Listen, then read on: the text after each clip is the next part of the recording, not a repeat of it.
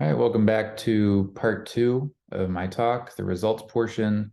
Once again, we're trying to classify Stein fillings of universally tight contact structures on lens spaces. And in order to do so, we're using the result that we ended with in part 1, where Wendell showed that if you have a planar abstract open book, which again means the surface in the abstract open book is a disk with a certain number of holes removed, then Stein fillings of the contact structure of your contact manifold supported by that open book it's in one-to-one correspondence with positive factorizations of its monodromy up to certain equivalences. And so what we're going to do is we're going to pin down the number of positive factorizations you can have of the monodromy using invariance on the mapping class group of your planar surface. And basically, we're going to limit the number of curves that can bound those inner boundary components of the disk. So first, let's just quickly go over the mapping class group. So mapping class group of a surface in general is your group of orientation preserving diffeomorphisms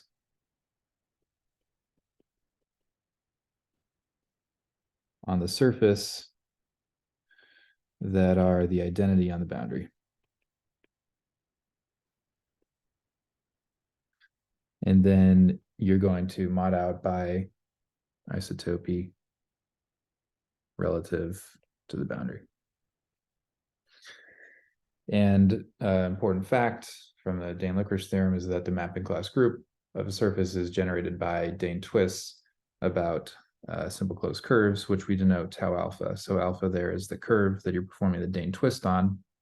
And so Dane twist about a curve alpha is just where you take a regular neighborhood of alpha on that surface, and then you perform a 360-degree twist on it. And so in this talk, I'll be using positive Dane twist and right-handed Dane twist interchangeably. So we consider right-handed Dane twist to be positive. And so the positive Dane twist about that curve alpha is going to send this arc to this arc by performing the twist map on it. All right. So, like I said, for lens spaces, the open books supporting their contact structures are disks with n holes removed. So that's how we'll be drawing them. And here's an example. So for L51, the surface for your open book is a disk with 4 holes removed.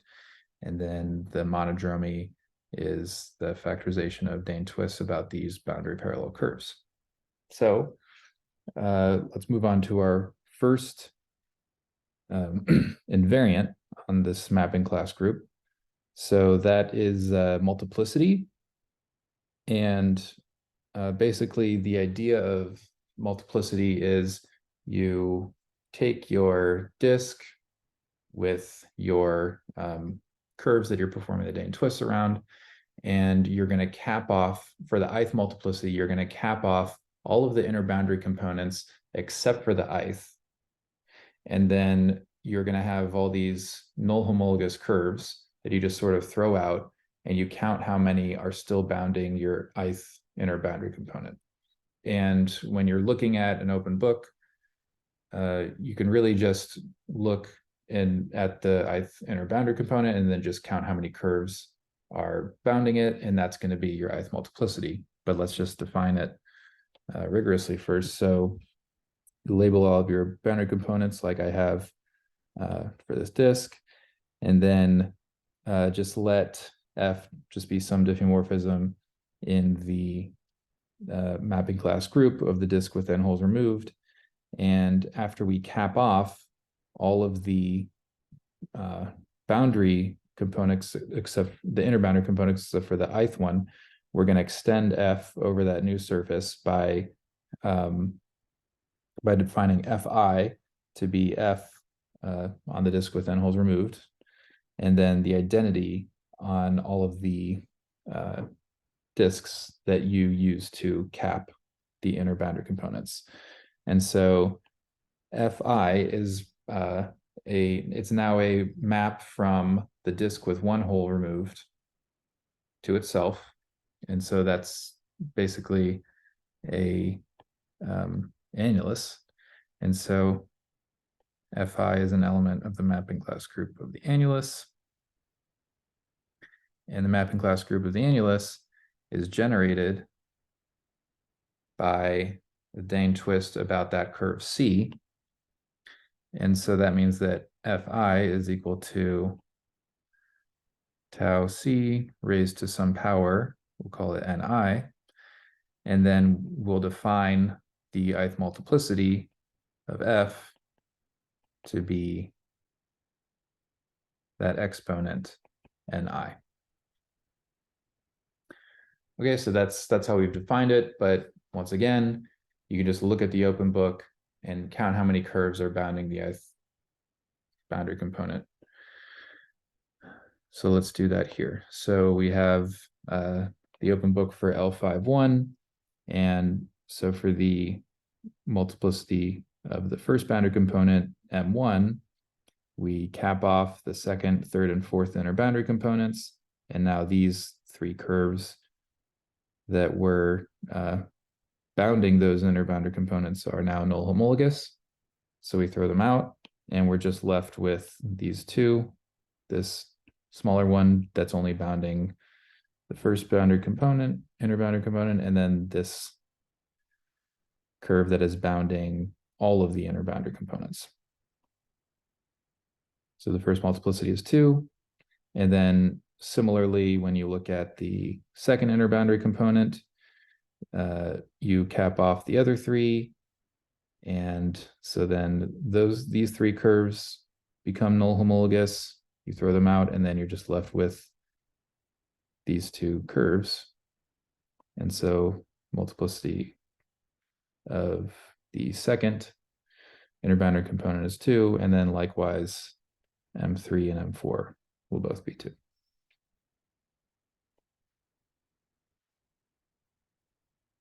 All right, so moving on to joint multiplicity, it's a similar idea to multiplicity. Here what you do is you take your disk with your n holes removed and you select 2 inner boundary components and you cap off the rest of the inner boundary components. And then the surface that you get from that is going to be a disk with just your 2 inner boundary components remaining. So that is the disk with 2 holes in it. So that's also known as the pair of pants. And then letting f just be some element in the mapping class group of the disk with n holes removed, we will extend it over the pair of pants by defining fij to be f on the disk with n holes removed, and then the identity on the capping disks that you cap off all of the other inner boundary components with. So now Fij is in the mapping class group of the pair of pants. And that mapping class group is equal to the direct sum of 3 copies of Z with generators Dane twists about these curves alpha, beta, and gamma. And so since the curves do not intersect, that means the Dane twists about these curves commute. And so we can just write Fij as tau alpha raised to some power A times tau beta raised to some power B times tau gamma raised to some power C. And then we will define the joint multiplicity of F to be that exponent C. And so once again, when you look at an open book, what you can really do here is you just look at the ith and jth inner boundary components, and then you count how many curves are bounding both of them.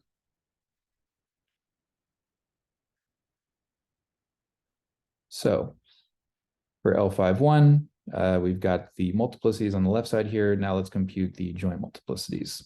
So M12, well, when you cap off 3 and 4, you're left with this curve that's only bounding 1, and this curve that's only bounding 2, and then this outer curve that is bounding both of them. So the joint multiplicity here is 1. And then similarly, when you look at M3, M13, you only are going to have one curve that is bounding both. So that joint multiplicity is 1. And then, sure enough, whenever you look at any of the other joint multiplicities, the only curve that is bounding both of your inner boundary components is that curve that is boundary parallel to the outer boundary. And so all those joint multiplicities are 1.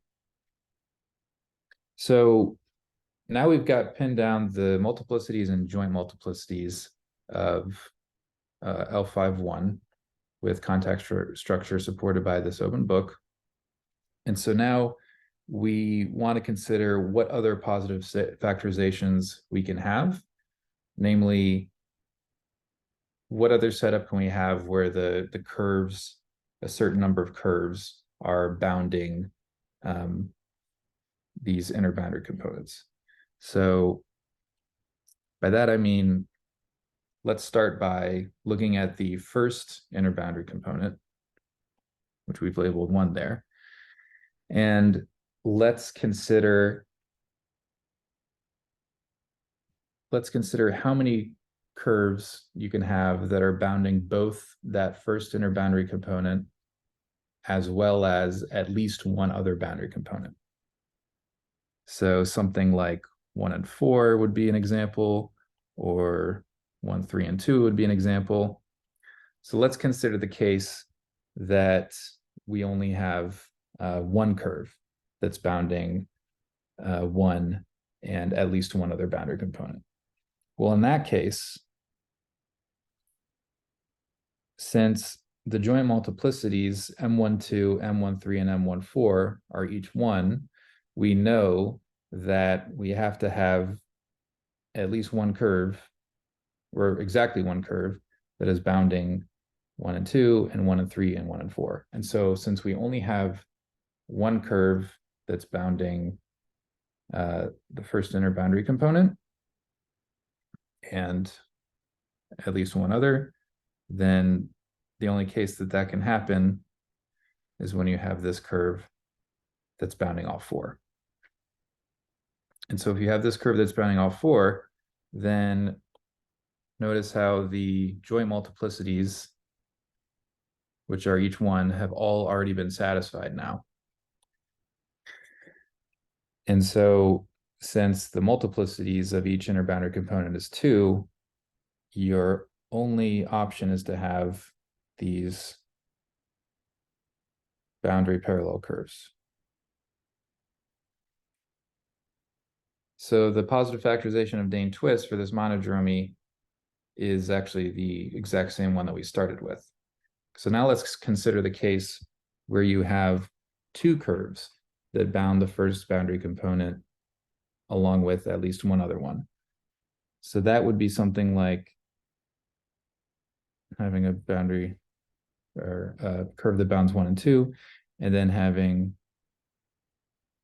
a curve that bounds 1, 3, and 4. Well, in this case, the joint multiplicities M12, M13, and M14 have all been satisfied. And then also your multiplicity M1 is equal to 2 has already been satisfied. So we can't have any more curves that are only bounding the first boundary component. And then, so then we can move on to the second boundary component. So in this case, we know that M2 is equal to 2. So since we only have one curve that's bounding the second boundary component right now, we can add a second one.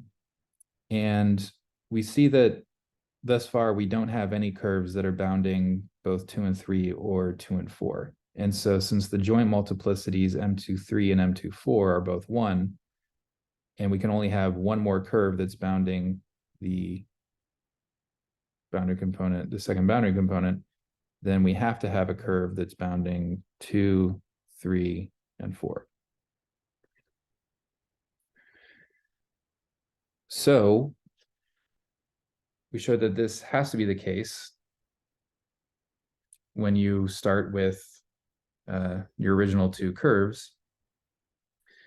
And we have a problem here because the joint multiplicity M34 is 1, but we actually have two curves that are bounding both 3 and 4. So here, M34 is 2, which is a contradiction. So the next case that we could consider, and the last one, is going to be what if we have one curve, or what if we have three curves that bound both the first boundary component and at least one other boundary component. And so since the joint multiplicities M2, M12, M13, and M14 are each 1, that would look something like this.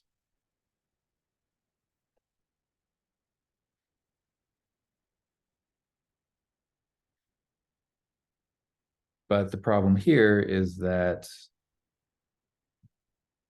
we already computed that the multiplicity M1 is 2, but right now we have three curves bounding that first inner boundary component. So that would mean that M1 is 3, which is a contradiction. So when considering positive factorizations, the only way we could satisfy those invariants was by doing the exact same positive factorization we started with. So there's only one. And so the conclusion is that we only have one positive factorization of the monodromy phi.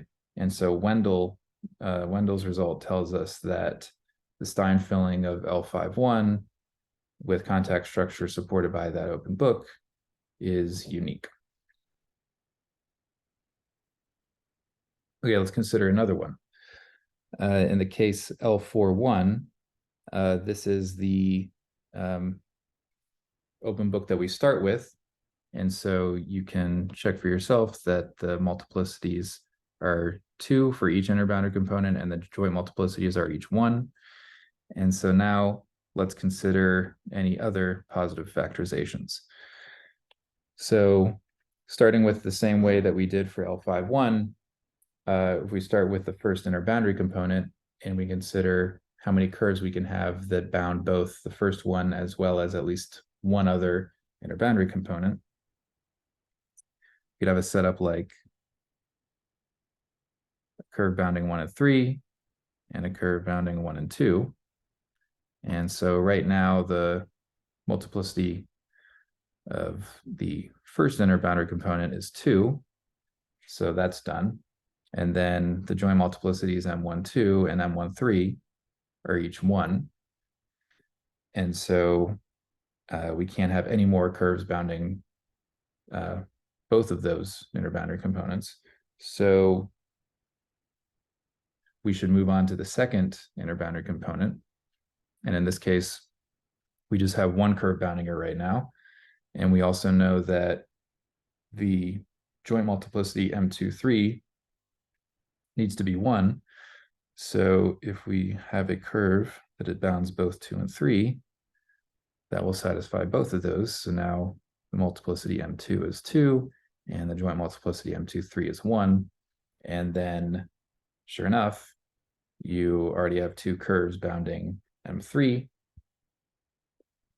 or sorry, two curves bounding the third inner boundary component. So M3 is 2. And so all of those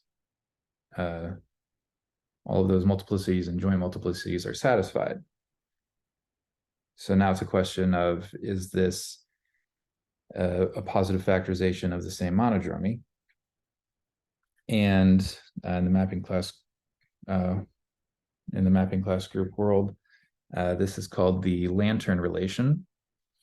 And so they actually are both positive factorizations of the same monodromy. And so we know that we have at least two Stein fillings associated with this contact structure on L41. But now there's a question of, well, we know that on this right side, we have these three curves that are each bounding two holes, but what if we have a different positive factorization where they're bounding these holes in a different way? So the same in homology, but they could be bounding 1 and 3, for example, this way, instead of this way that we have up at the top. So we could call this one alpha prime.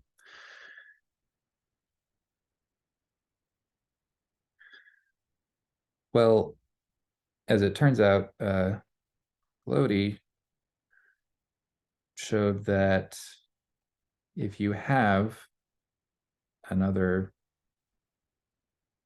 positive factorization,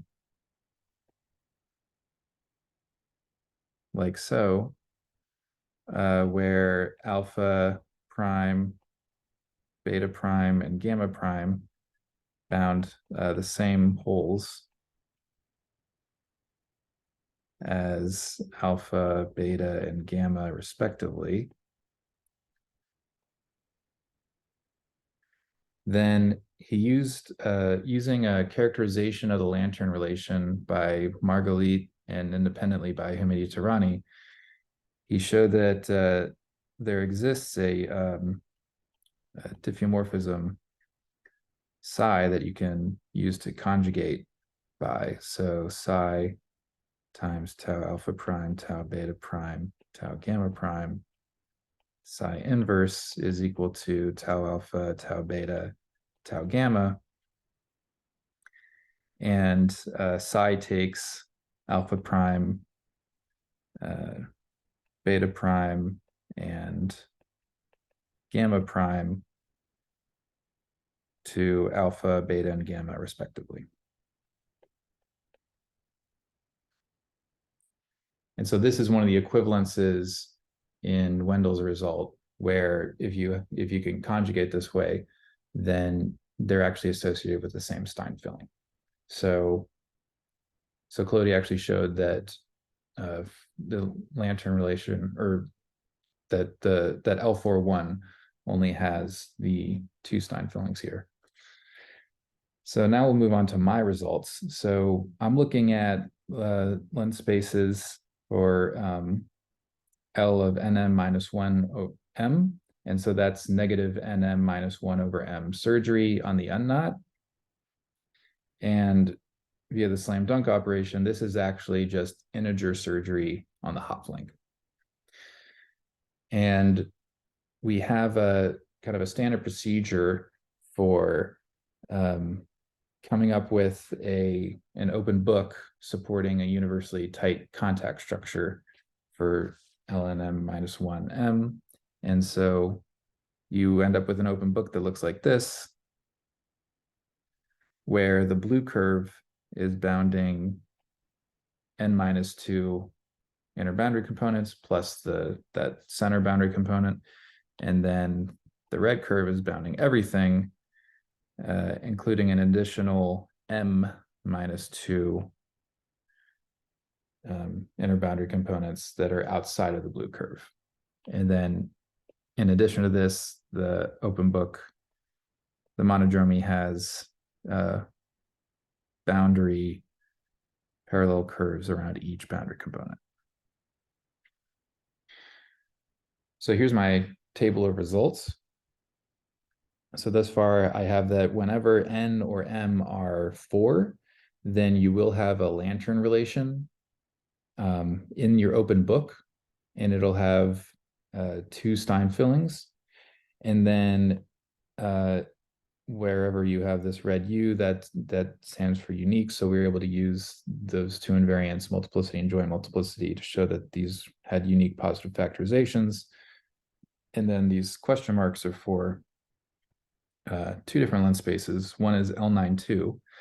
And so using our process, we started with this open book. And after computing the multiplicities and joint multiplicities, we showed that you can have another positive factorization where you have a curve that bounds three of the inner boundary components and misses a fourth one. And this is actually called the daisy relation. And we are trying to use sort of the same methods that were used to show that in the case of L41, when you're working with the lantern relation, that you are only able to get exactly two Stein fillings. So we're working on that. And then the other open book is for L83. And so if you look here, you have these three boundary parallel curves for the inner boundary components, as well as this curve that's boundary parallel to the outer boundary. And that is actually a lantern relation. So when you apply the lantern relation, you'll get what you have here at the bottom, plus that second, plus a second curve that is bounding the first and second inner boundary components there. And so we know that this is another positive factorization, so that's giving us another Stein filling, but we don't know if, for example, there is another positive factorization where that curve is bounding the first and second inner boundary components in a different way. So we're trying to figure that out too. And so, yeah, that's what I have so far for results. And I will stop there. So thank you.